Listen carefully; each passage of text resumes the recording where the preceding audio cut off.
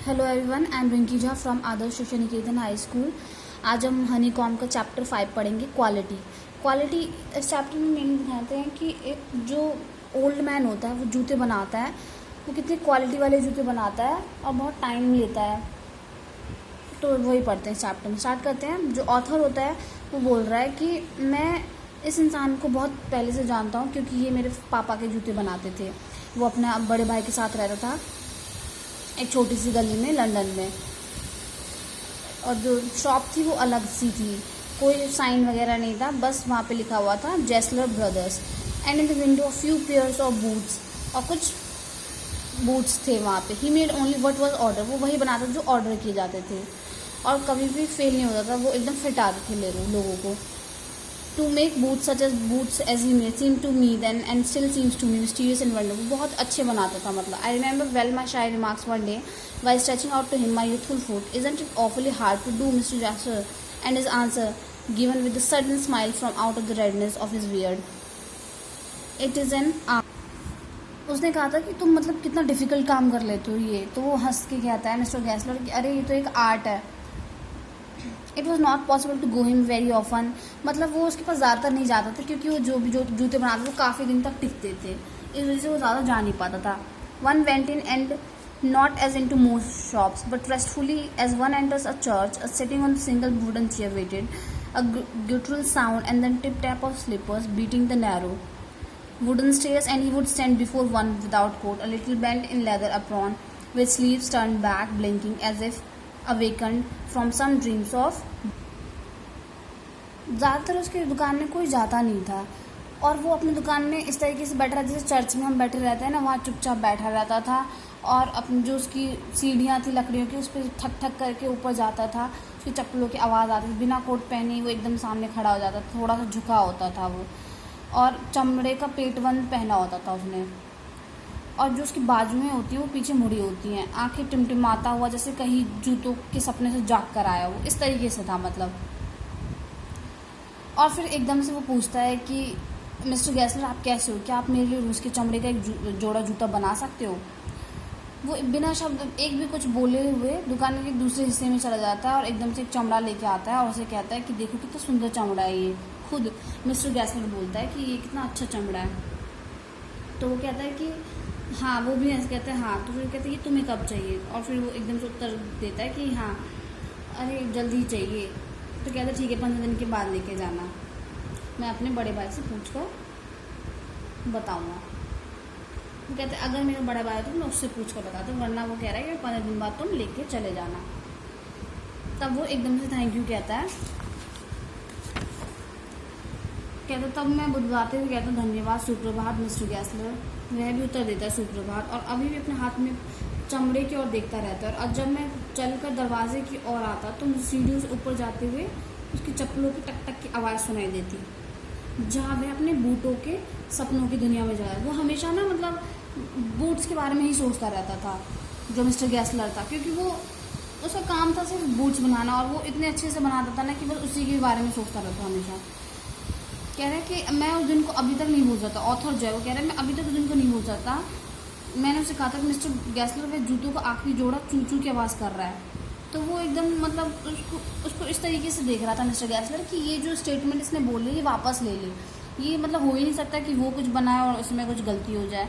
तो वो कहता है कि वो ऐसे बोलता है कि ऐसे आवाज़ तो नहीं करनी चाहिए, शायद तुमने पहले ही गीला कर दिया होगा। उसको नहीं, मुझे तो ऐसा नहीं लगता।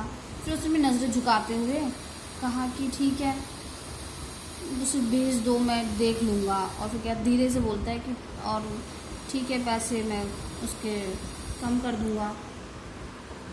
मतलब वो दुखी रहता है हमेशा कभी। एक बार क्या होता है कि ना वो ऑथर जो है उसकी दुकान में एक बड़ी दुकान से खरीदे हुए जूते पहन के चला जाता है, और उसने बिना कोई चमड़ा देखे वो जूते खरीद लिए थे। फिर उसने ना मतलब वो उस दुकान पर तो चला गया था, तो उसने देखा कि कैसे वो मिस्टर गैसलर जो है उसके जूतों को बारीकी से निरीक्षण कर रहा है, और अंत में उसने कहा कि ये तो मेरे जूते नहीं हैं। उसकी आवाज़ में ना तो गुस्सा था और ना ही क्रोध था और ना ही अपमान की भावना, लेकिन उसमें कुछ ऐसा जिससे मेरे खून जम गया। उसने अपना हाथ नीचे रखा और एक स्थान पर उंगली से दबाया जहाँ पर बायां जूता आरामदायक नहीं था। यह तुम्हें कष्ट देता होगा, उसने कहा। मिस्टर गैसलर ने ऑथर से कहा कि ये तुम्हें कष्ट देता होगा। उन बड़ी कंपनियों को कोई आत्मसम्मान नहीं है। और तब जैसे उसके अंदर से कुछ मतलब जैसे होता है ना कि अंदर से बुरा सा लग रहा है। काफ़ी देर तक कड़वाहट के साथ बोलता रहा। आज मैंने उसे अपने व्यवसाय की परिस्थितियों का तथा कठिनाइयों का वर्णन करते थे। मतलब जो ऑथर है उसको पहली बार सुनता है उसके बारे में, वो जो अपनी दुख भरी कहानी बताता है कि जो बड़ी कंपनियां हैं ना वो बस विज्ञापन के द्वारा सब कुछ प्राप्त कर लेती हैं और काम के आधार पर तो कुछ नहीं मिलता उन्हें। उन्होंने इसे हमसे ले लिया है। मतलब जो भी उसका काम है वो तो अच्छे से बनाता है जूते, जो हम अपने जूतों से प्यार करते हैं, और इसके कारण आज हमारे पास करने को कोई काम नहीं है। मतलब इसके पास कोई काम नहीं, क्योंकि बड़ी बड़ी कंपनियों के पास जाते हैं आजकल लोग जूते खरीदने, बड़ी बड़ी दुकानों पे हम इतनी मेहनत से बनाते हैं। फिर हमारे पास का हर साल इसका काम जो है कम होता जा रहा था, जैसा आप देख रहे हो। और उसके झुर्रियों वाले चेहरे पे जो मैंने ऐसे भाव देखे जो पहले कभी भी नहीं दिखाई दिए। और अगर कहता है कि जो उसके चेहरे पे ऐसे दुख भरे भाव थे मैंने उसमें कभी नहीं देखे थे। उसके मन में ऐसा लग रहा था जैसे संघर्ष चल रहा था बहुत ज़्यादा। उसकी लाल दाढ़ी में अचानक बहुत सफ़ेद बाल नज़र आने शुरू हो गए थे। मैंने उन परिस्थितियों समझने का पूरा प्रयास किया जिससे मैंने वो दुर्भाग्यशाली जूते खरीदे थे, लेकिन उसके चेहरे और आवाज़ ने मुझ पर इतना गहरा प्रभाव डाला कि अगले कुछ क्षणों के दौरान मैंने कई जोड़ों के लिए मांग दे दी। तो उसने जब देखा, उसकी बात सुनी, तो उसने बहुत सारे जूते ऑर्डर कर दिए।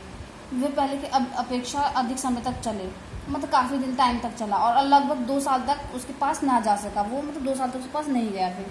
फिर वो कई महीने बाद उसकी दुकान पर गया। इस बार मुझे लगा कि उसका बड़ा भाई दुकान पर था। उसको लगा कि उसकी दुकान पे वो बड़ा भाई है, जिसने हाथ में चमड़े का टुकड़ा पकड़ा हुआ। उसने कहा, कैसे हो मिस्टर गैसलर?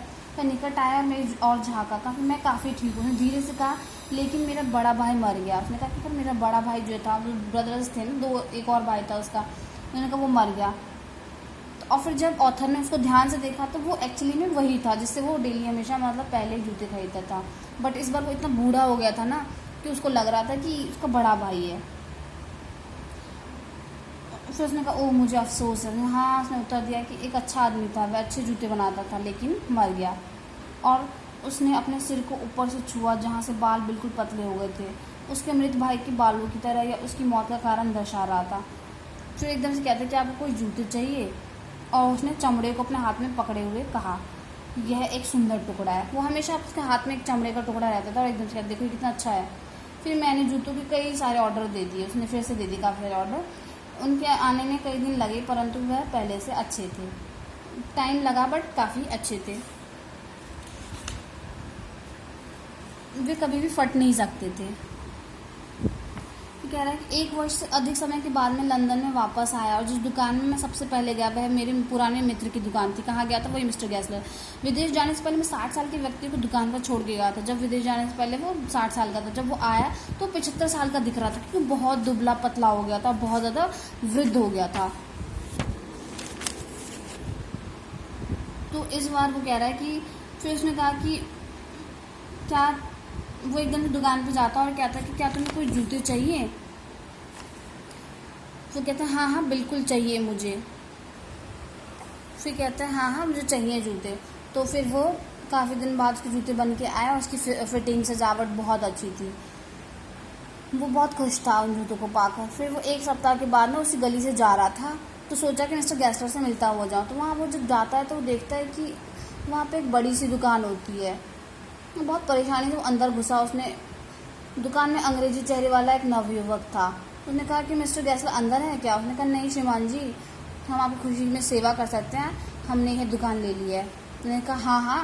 मैंने कहा लेकिन मिस्टर गैसलर? उसने कहा वो तो मर गए। मर गए? कहा पर पिछले बुधवार तुमने उनसे जूते मंगवाए थे। उसने कहा हाँ। उसने कहा वह बूढ़ा आदमी भुखमरी के कारण मर गया। डॉक्टर ने कहा धीमी भुखमरी के कारण। आप देखिए वह कि किस तरह काम करती थी। दुकान चलती रही, लेकिन अपनी सिवाय किसी को भी आत्मा के समान जूतों को हाथ नहीं लगाने देते थे। मतलब वो जूते के ऑर्डर बहुत टाइम लगाता था, तो इस वजह से धीरे धीरे उसका काम कम हो गया था और वो मर गया था। मतलब पर ये है कि वो इंसान जो है वो काफ़ी ज़्यादा एक विशेष चरित्र था उस इंसान का, वो एक अच्छे जूते बनाता था। और लास्ट में ऑथर ने कहा हाँ मैं जानता हूँ। Thank you class.